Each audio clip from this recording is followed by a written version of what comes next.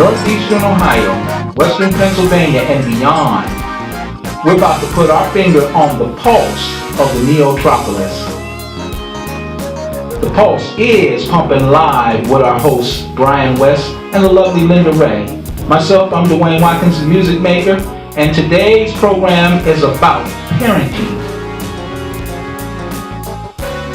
The Pulse is a Method 8 production brought to you by Method 8 Incorporated. Take it away, Brian. Ladies and gentlemen, children of all ages, parents, kids, gather around your TV sets, let's bond together. Today's topic is about children and parents. The face of every country is decided about what goes on in the household, what people keep inside the house between their kids, disciplining your kids, putting them on punishment, loving them, hugging them, encouraging them, listening to what they have to say, showing up to their games, soccer moms, soccer dads, being there or not being there. This is what we're going to talk about today. Disciplining them, loving them, and communicating. The life of a parent. We're going to go in depth with me, Brian West, Wayne the music maker, and the lovely and elegant Linda Ray. We'll be right back in the Pulse to display what it means to pick up a belt, put it down, kiss a child, and love a child. Put the belt away. I'm just kidding. We'll be right back in the Pulse with Brian West.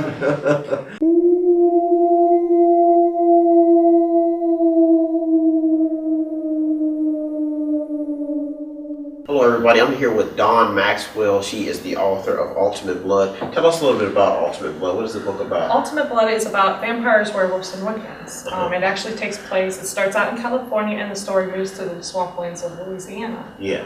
It's about a 16-year-old surfer boy that actually finds out there's legends in the swamplands of Louisiana that he actually finds out that are true. Okay. Now, what's the history behind vampires? A lot of people are, I heard of the Twilight series. A lot of people are into these books. Tell us a little bit about the history. Vampires actually go back a long time. They go back to Vlad in the old days. Dracula, they actually talk about him being the Impaler, where he actually put human staked them outside his palace. So people became afraid of him, and this is actually a way to keep people from attacking his castles in the old days. So then that goes back to Bram Stoker's, and that's where the original story started with vampires. So that's how vampires actually got started. And how long have you been writing about vampires? Vampires, actually I've been writing for a long time, probably about 10 years. Okay. So, did you have to go to college? Actually, I did go to college. To learn about vampires? Yes, I did. I went to vampire college. People want to know, are vampires real? Are they real? Actually, it depends who you talk to. Some people believe vampires are real. Oh, really? Yes. So are werewolves. Oh my God! So if you live in Europe in the marshes on the full moon, you'll see werewolves. Oh, really? You'll see werewolves. Oh yes, they claim that. You'll see. So is that where the Twilight series kind of came from, to talking about werewolves and things like that? It could be. Oh God! Well, as you heard it from Dawn Maxwell, we'll be right back. She's going to be on our show today. She's our guest. Ultimate Blood. We're here at the Oak Hill Collaborative Center, and it's the business incubator in Youngstown, Ohio. I'm talking to Dawn Maxwell. This is her book, Ultimate Blood. You'll be knowing where to get it from. We'll be right back here in the Pulse with Brian West and Linda Ray and Wayne the music maker.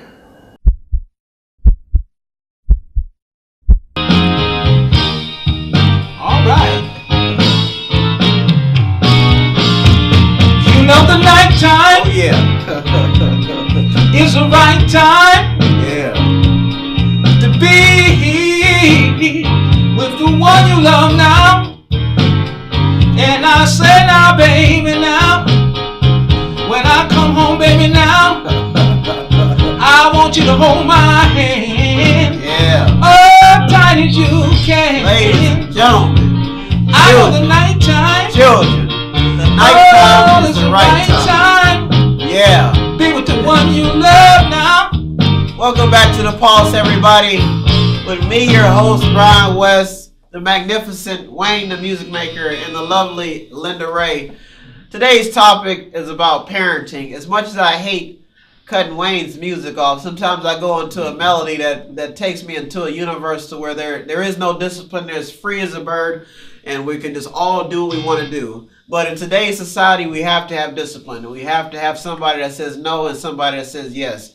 Our topic is dedicated to those parents who do tell their kids when there's something right and wrong, and those parents who do hang around for the long run. I had the responsibility in my life, Wayne, or the benefits in my life of having a fatherly figure. My dad was around he stepped in for my real father who wasn't around, and I had the privilege of having a fatherly figure in the house.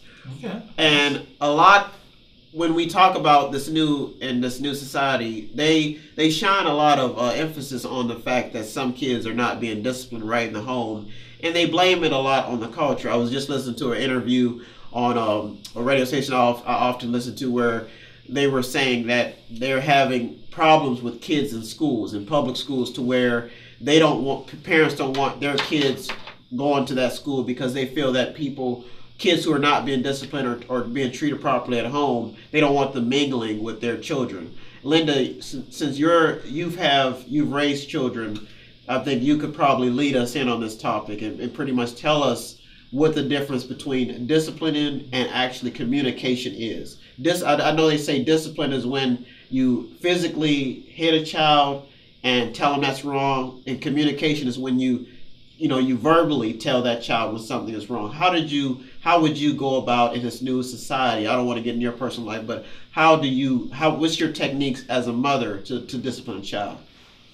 Well, you can use a timeout. They don't like that. Oh. Set a little timer and say you've got a 3-minute timeout. They don't like that. Oh, they don't? You don't have to hit a kid. Oh, yeah. It's not necessary. I know you're not necessary. All yeah. that teaches them when you hit them is that you have a bad temper. Is that right? That's what that teaches What them. do you think? I don't know about that. I mean, I see a lot of guys that when I was young, I used to get whoopings, and I used to see the people who didn't get whoopings. Oh wow! And I remember, and they would let this kid. I remember I was at Bible summer school, and this guy had like a teacher with him. I hope they don't go back and look this up. It's a blight on my character, but I remember the guy would I would see that his mother and his parents were they were like the teachers, right? No. And they would let him do things. And he would go out and start all of the trouble and everything. And yeah. So when I saw that, he would do things and report me and get me in trouble. So I just basically start beat the heck out of me. No, got kicked out. What is that now? Psychologically, I know I got whoopings. I had a grandmother who would pull out that switch in a magnificent ray of light if you did something wrong. Yeah, I used to have to go get the switch. Now, what do you think about paddles, Linda? When they used to have paddles in school? How do you know with a little child that you're not going to hit too hard and do some damage, do some physical damage? You should never hit a whoop a child when you're really angry. Is that what it That's is? what you give. You give them the timeout first, so that you cannot be angry enough to actually kill them. But but whoop them, and then send them out to their friends. Because that's my mom used to be like, she was dirty like that. Matter of fact, her nickname is Walking Boss. I remember you calling her out. So my mother would whoop me and my brother, and then send us and then wouldn't give us punishment right then. Yeah. So we'd have to go to Cub Scouts or ball practice or whatever, and all the rest of the kids hey, you just got a whoop and but now when we talk about discipline, do you think that makes a child stronger to discipline them, or for sure? Or do you think now, Linda, since I know you raised your kids differently, and some comedians make the joke about they always use racial things, but there's some African Americans who don't whip their kids, and there's some Caucasians who do whip their kids that don't whip their kids. But your techniques were sympathetic. I always call my mother the great communicator. What she would do is Brian would act up, she would get her point across, and she would either whoop me or smack me in the face, and then she would explain why she did it. So it was almost like, bam! Okay, come here, young. Let me talk to you and tell you why I just hit you. So it was a little, in our house, it was, I think you knew, though, didn't you? I mean, you knew what you was getting whacked. I knew, and then there was one time where she whooped me, and I would use the sympathy treatment to where I would get whooped, and I would be like, I'd say, you hit me in a spot, Monk, and I'd act like it hurted, but it really didn't. So in certain households but I was disciplined. My mother was she was good at it because she had to raise me by herself sometimes with my and then we had the father. When my dad stepped in the picture, I knew what it was like to have a male around, so I knew better. So when you look at that, Wayne and Linda, when you look at the male figure, what do you think a fatherly figure provides in a household? Well, traditionally, back in the old days when I came up, when there were jobs. Yeah, yeah. and men went out and worked in these jobs, and then women had jobs too. Women were like coming around. It was like, everything was kind of like back when I was coming up. I mean, there was a really kind of good bad times. There were good times, except in the fact that we were like in the middle of the Vietnam War, like that. But other than that, I mean, most everybody had jobs, and only reason why people didn't work or didn't want it, they didn't work because they didn't want to work. It's not like now. Where it's like so it's a little bit different nowadays, but and lot more women are empowered. A lot more women have to work with inflation. So now it comes down to you have to have two incomes. Do you think it's affecting the kids though with all this? Well, sure. Everything affects the kids. I mean, anytime they see something, if you can see that if you're playing a video game all day and you can go out and like shoot all the people and run over folks and all of that kind of stuff like that, and then they'll tell you, well, it's not that bad if you kill. It's like 7,000 people on this video game. I saw, I saw, one of my, somebody in my family, one of my nieces or nephews or whatever, and they were sitting up there playing this, game. It might have been a friend's, whatever. But I'm looking at this game, and I'm like, no, wait a minute. How do you win the game? Oh, when you mess up more territory and you kill more people. Wow. I'm like saying, no, wait a minute. You're playing this game, and who bought you that game? My mama. Oh wow! So talk on that game. on that topic, when you talk about things like that, who do you think runs faster? Do you think the men run away from the relationship faster when it comes to kids, or do you think the woman runs away? Linda, I asked you about that. When you talk about relationships, if a man is in a relationship and he can't take it anymore, especially when he has to come take on it. Like, one thing I do applaud my dad for doing is he did raise us and me, and I wasn't his biological child. I thank him for that. Mm-hmm. And I do like, I think it was Joseph in the Bible and how he raised Christ when Christ was supposed to be a child of God. So when you look at that fatherly figure and you talk about video games, do you think that it's that dad's job to say, son, you got to do this way, or do you think it's a mother, or who do you think kind of runs the household in this new environment? What would you say, Lynn? I think if it's in a two-parent household, they should discuss it. They should discuss how they're going to discipline their kids. They should have some. They should get together on it so that they don't confuse the kids. Yeah. So one's not saying, one parent saying one thing, another one saying another thing. I think there needs to be some unity there.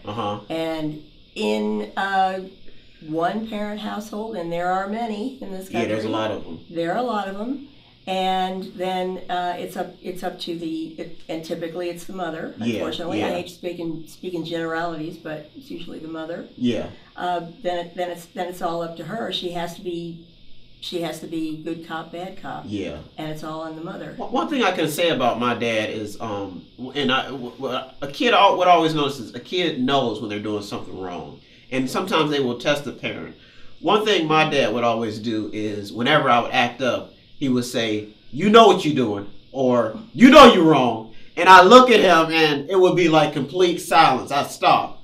And I was sneaky. Well, I would say I was probably the sneaky child to where I would do something to make sure I didn't get caught. So if I got caught, then I would, so I was kind of sneaky as a kid. But I think from my personal perspective that my dad, when he stepped in, I call him my real father because he stepped in and he did raise me. And I thank him for that. We had some hard times. We had some good times. So I think that's what we all, is mainly in this topic where I wanted to address, especially when it comes to parenting, is that, it does make a difference in people's lives when they do. So if you're a man out there and you see a nice young lady and she has kids, don't give her a chance, and I take that advice for myself. Wayne, I think you stepped in and raised your daughters, and I think we've all had relationships to where we've had that challenge, and listen to the girl's mental what she has to say, and it could turn out to be a treasure. There's a lot of nice women out there with. I get that now. I mean, I got they're grown up. They're like your age and stuff. So it's like it's kind of cool when you can talk about things that that might have been taboo when Yeah, they're young. yeah. When they're young and they're grown up, they're adults with grandchildren, with children. Yeah. And now it's like, you know, well, why is she doing this? Like, well, she's doing this right there because you did that. When you Yeah, were that yeah. age. So, you know, this is how you handle her. You know, Like- I could give a little bit of, you know, a little feedback. Well, yeah, if you tell them this right there, see, they're gonna think that you're gonna do it this way, but don't give them that reaction. Yeah. Now, if they don't know that you're gonna give them that reaction, they're gonna be like, you know what, hey, maybe not. I did that for this reaction, and Well, it didn't happen.